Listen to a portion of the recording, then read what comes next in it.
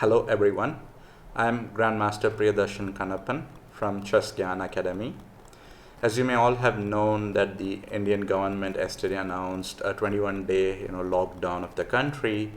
Many of the Follow Chess subscribers were asking Follow Chess team and Asim Pereira to do some activity because people are going to be confined to their homes for 21 days. So I had a discussion with Asim and we decided that we will do one game a day of a legendary player, and this can kind of generate some so that you can spend some time on chess outside of the candidates that you'll be following. So this is the first video we are going to be putting out, and for the first video I decided to choose Grandmaster Isaac Boleslavsky, and you can expect us to do this project till the end of this lockdown, the current announced lockdown, which is for 21 days, and we are looking forward to your support for this idea, and let's jump into the game. So before we jump into the game, I just wanted to tell the viewers who is Isaac Boleslavsky. So he is a grandmaster who was from USSR, the Soviet Union, and was considered one of the topmost players of his time, but someone who never managed to become world champion.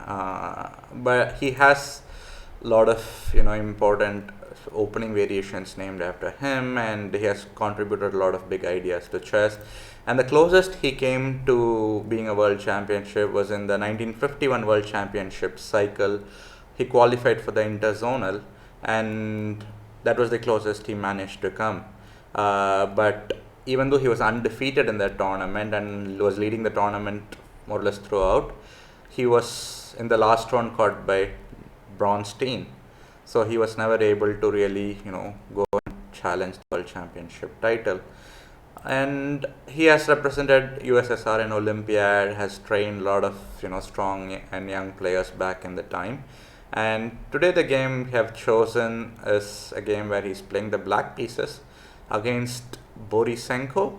And Borisenko, I believe, is an IM. I'm not sure if he was an IM when this game was played, but in the later on stages, he's now an international master. And Borisenko, Georgy Konstantinov as the player playing with the white pieces. And this game was played in Leningrad in 1956. So why did I choose this game? I will explain to you the reason at the end of the video. The main reason is that there is a big rating difference or strength playing difference between these two players, and that we will be seeing by the quality of the moves they play. So let's get into the game. White started with d4, knight f6, c4 and g6. So Boleslavsky was a big fan, I would say, of playing King's Indian Grunfeld setups, as there was 152 games when I checked his database where he reached in his games after c4, and of that in 92 games he replied with g6. The remaining ones were e6 and the other variations. So he was clearly having an affinity to play g6 and play Grunfeld King's Indian kind of setups. White goes knight c3, bishop g7, e4, d6, bishop e2, short castle, very standard moves, and white goes bishop g5. And with this we have reached the Auerbach variation, which is named after another famous USSR Grandmaster, Yuri Auerbach. And the primary idea of bishop g5 and bishop e2 is there is actually a small kind of a trap behind it, if we have to say. One of the most common ideas for black in King's Indian is to go e5. But if we do go e5 here, unfortunately it is not good, because d takes e5, d takes e5, queen d8, rook d8, and then black loses a pawn after knight d5, as the bishop on f6 and the pawn on c7 are attacked at the same time, and there is no good way to defend both.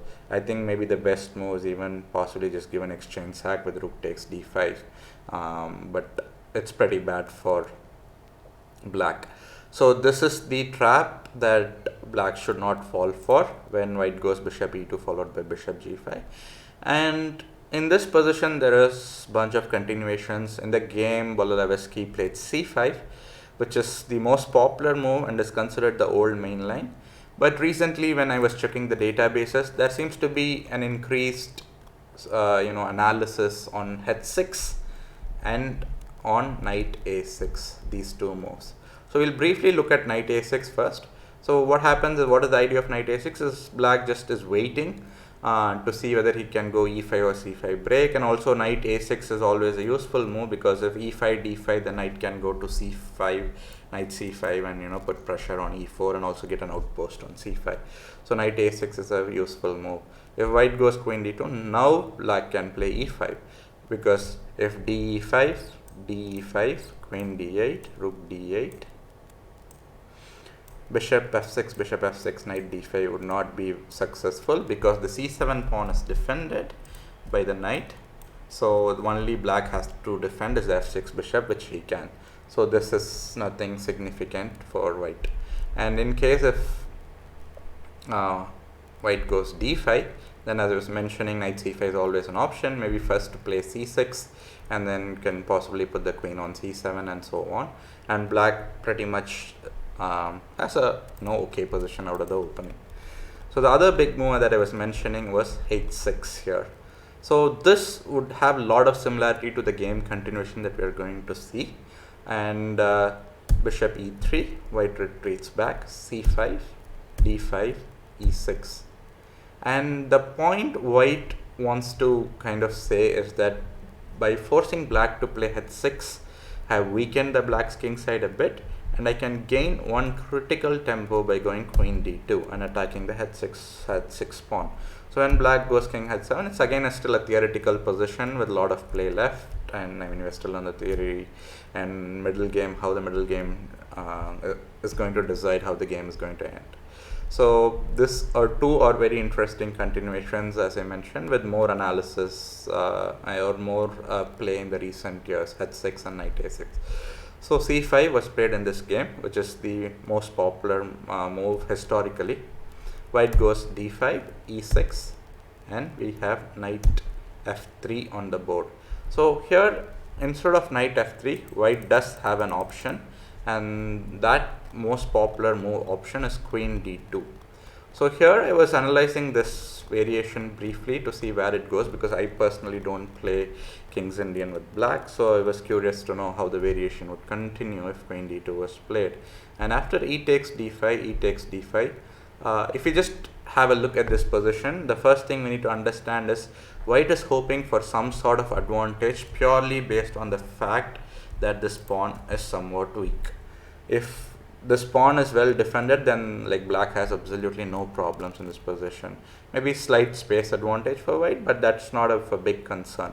So what black can do is black can go queen b6, and when knight f3 goes bishop f5, and here knight h4 in my opinion is the most critical and challenging move, asking where the f5 bishop is going to go, because one of the ideas of bishop f5 was to go knight e4. So when you go knight h4, either black should be okay going knight e4 and calculate the consequences, or he has to pull back to c8 or d7. But if he does go back d7, then the purpose of bishop f5 is not served, and white would be happy to just short castle and maybe next move go bishop d3 and so on. So black has to reply with knight e4, which is the most critical move. Knight takes e4, bishop e4, f3. So here we reach, in my opinion, a very critical position when there are two options. One is h6 and another is queen takes b2. Queen takes b2 used to be pretty popular only till 2018. After that, players have kind of completely stopped playing it for very sound, valid reasons. And when I was looking at this position, I saw a game between world champion Magnus Carlsen and Lokman Veli from 2013, and that game continued with queen takes b2. And as we'll see how white gets advantage with very simple moves. Rook c1, bishop f5, knight takes f5, gf5, queen b2, bishop b2, rook b1, bishop c3, king d1. So even though white is technically a pawn down right now, white will be able to either pick up the b7 pawn or pick up the f5 pawn. And after this, the position is so terrible that we are now on move 19. By move 33, black Loic Vanvili resigned in his game that was played in Vaikanzi in 2013. So this is the reason why black, for good reasons, stopped playing queen takes b2 in 2018. Recently, the try for equality has moved more towards h6, counter-attacking the g5 bishop, and if bishop takes h6, capture back and now take on b2. So white goes short castle, and the only square for the e4 bishop is c2, because if f5 is just knight takes f5, pretty terrible. And in this position, let's say in something like queen takes e2, I would be very scared to play a move like this, because for one there is most like rook e1 followed rook a e1 followed by rook e4 and knight g6, all these sorts of sacrifices, and black undeveloped pieces on a8 and b8 are really worrying. So bishop c2 and then rook a c1. So here now white is threatening to go queen d2 and pin the bishop on c2. So black goes rook e8, and if you show this position to someone just on their first instinct, everyone would choose white. And for very valid reasons. I mean, the black king looks very, very unsafe and weak. He is yet to complete development. But if you run this position with the engine, it would show close to equality, because there are some tactical ways black manages to equalize, but purely from piece placement and positional sense or classical sense, this position is pretty much terrible for black. So queen d2, pinning the bishop on c2. White will just win a piece if black cannot do anything, and black luckily has this move queen f6, counter attacking the h4 knight, and white can go g3, bishop a4 and f4. So as I mentioned a minute ago, that this position is technically equal, but if I had to choose a side, I will choose white. I like white's chances to fight for a win here compared to black. So this is if white had gone queen d2 on move 8, which is the most popular move, but in the game white decided to continue with knight f3.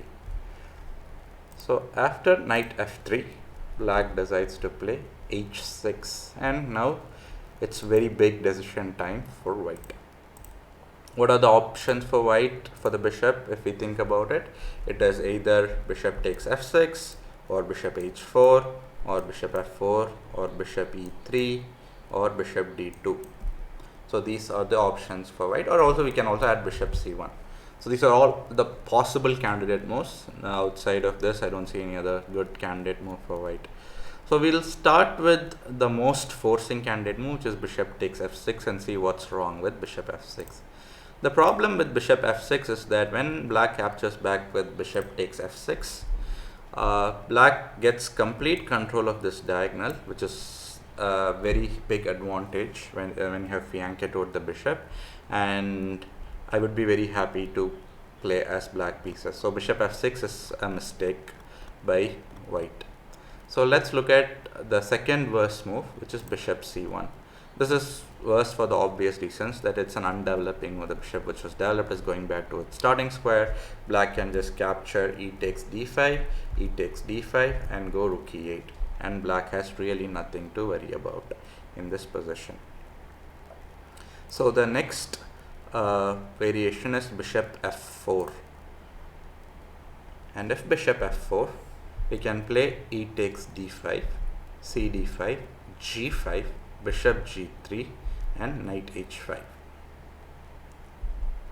So after knight h5, the position for black is pretty fine, because black is going after the g3 bishop, and also black gets pretty good grip on these squares, this diagonal and squares, dark squares especially. So black should be fine. So this is if bishop f4. So the other variation, the variation we are yet to cover, is bishop e3, bishop d2 and bishop h4. If we go bishop h4, it's basically a transposition to the line that we just saw, nothing different from it.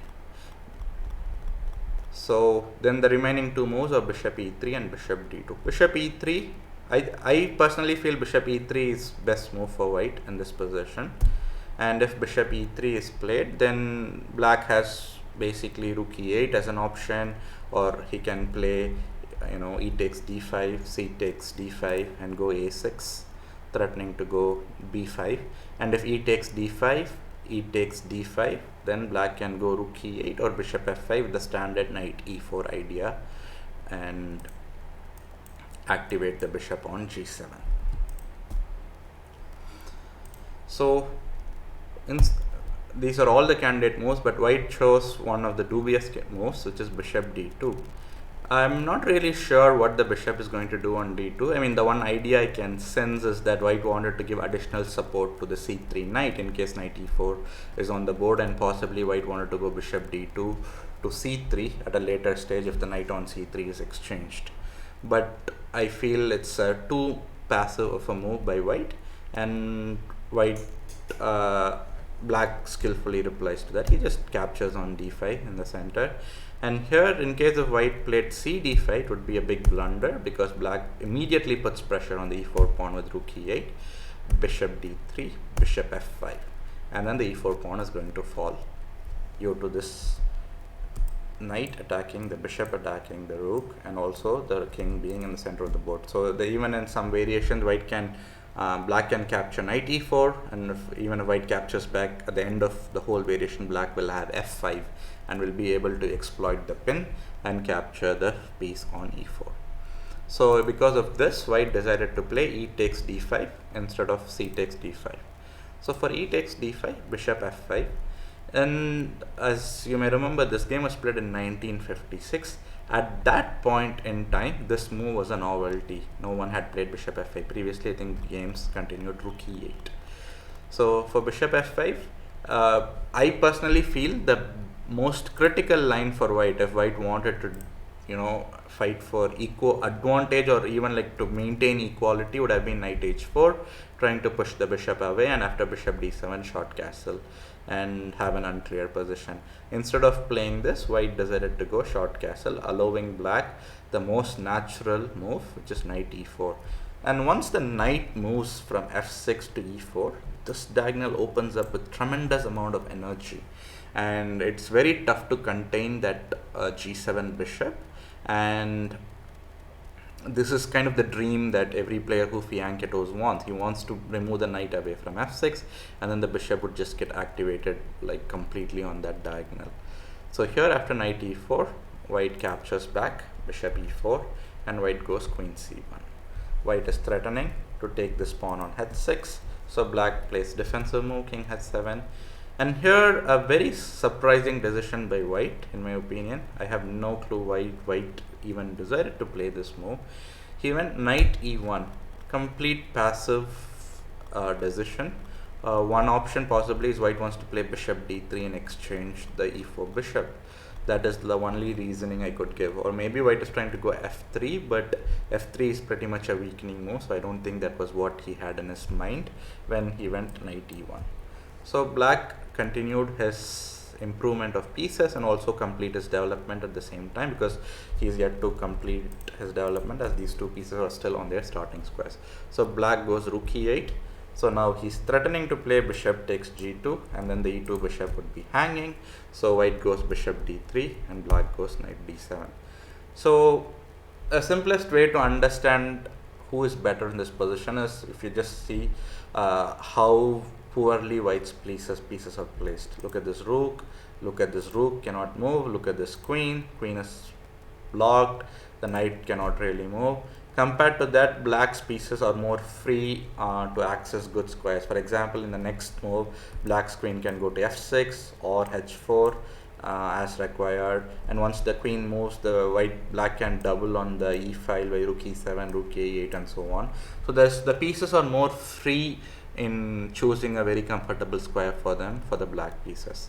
So after knight d7, queen c2, black goes queen h4, a very energetic reply and a very simple response. I mean, he's just developing and at the same time supporting his bishop on e4.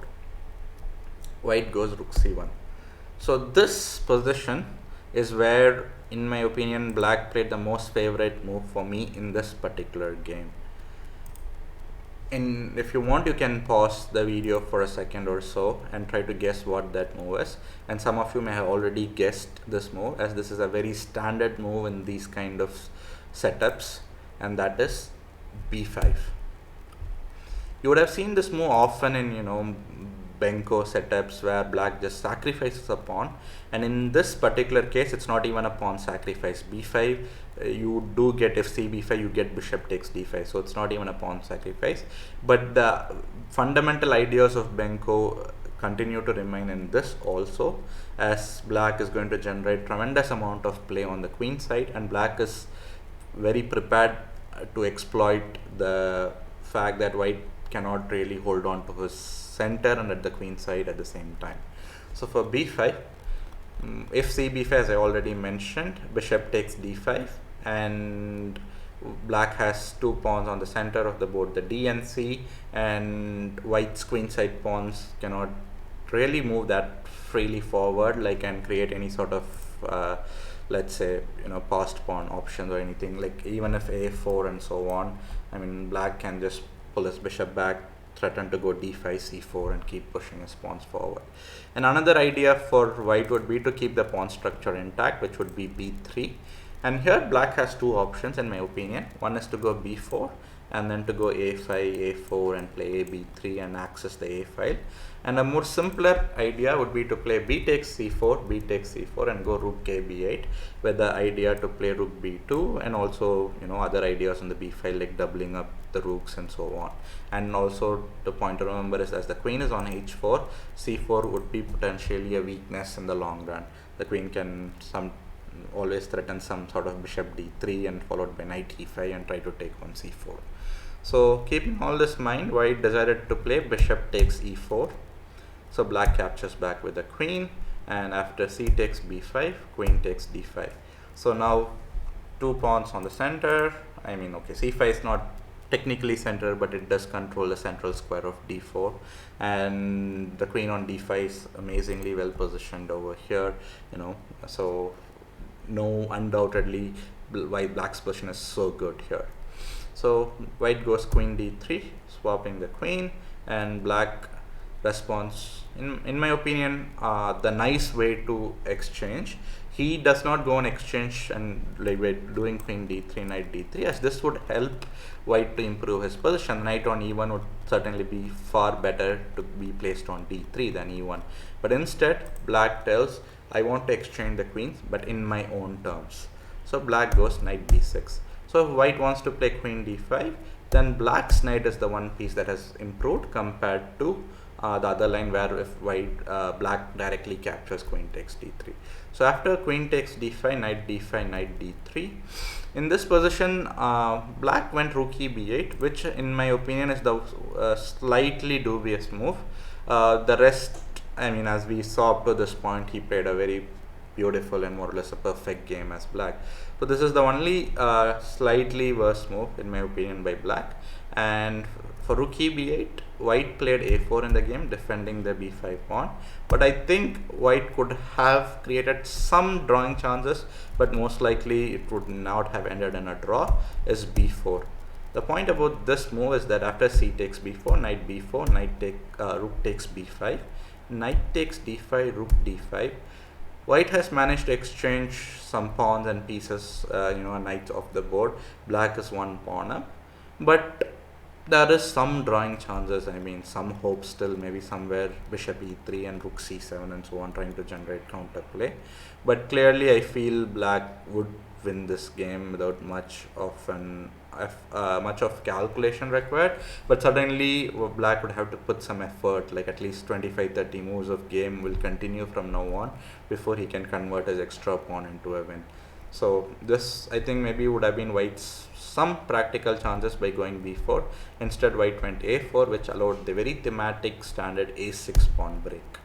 So after b takes a6, rook takes a6, white's position, especially this pawn and this pawn's situation, is very poor, and black is also kind of threatening moves like rook b3.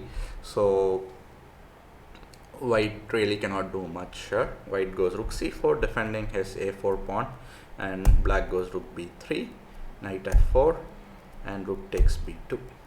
So knight d5, rook d2, and now black's a pawn up. Black has the bishop in a rook and bishop versus rook and knight endgame. Generally the bishops are preferable than the knights in combination with the rook, and it's two connected pawns against one a pawn.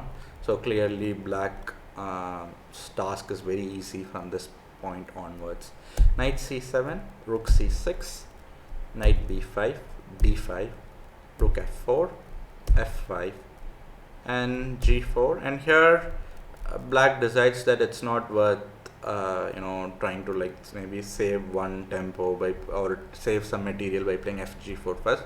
Black is like, my king is pretty safe, and if you want, go ahead and take the extra pawn on f5. So black just pushes c4, allowing g takes f5, g takes f5, and white resigned here. It's because it's pretty much hopeless. If rook f5 and equal material, but black can just simply play d4 followed by c3 or c3 directly, and the d and c pawn are going to be promoted to a queen. So the key reason why I chose this game, as I initially mentioned at the beginning of this video, is black played very simple moves in my opinion, nothing fancy. He played rook e8, he played bishop f5, he played knight e4, and standard moves that occur in this particular pawn structure. And the play he managed to generate once white decided to go passively with moves like knight e1 was queen h4 was all very logical move, and we could clearly see the difference in quality of the moves. That was, I think, the biggest takeaway that I wanted to show, that when you're playing someone, let's say someone lower rated than you by 100 points, 150 points, there will always be some part of the game where you can show your difference in strength. So you don't have to generally do something very fancy, fearing that my opponent will hold me to a draw or anything. If you just play simple chess, your opponent will give you chances. That's, I think, the universal truth. And to all our audience who are watching this, stay safe. I mean, the government has announced the lockdown, so everyone stay safe at your home, and use this time to create some great friendships, and spend time with your family, and also spend time on your favorite hobby or sport, which is chess. So don't forget to subscribe to Chess Gyaan channel. We'll be doing this video session for the next 20 days, because this is the first day, so 20 more days to go. We'll be uploading videos of legendary chess players, one video a day with one game of them. And if you have other ideas also on how maybe we could make it more interesting and interactive for you, please do share the ideas with us. And certainly a big support given by Follow Chess also to take this initiative forward. So looking forward to seeing you all tomorrow on another legendary chess player and one of his own games. Bye bye everyone.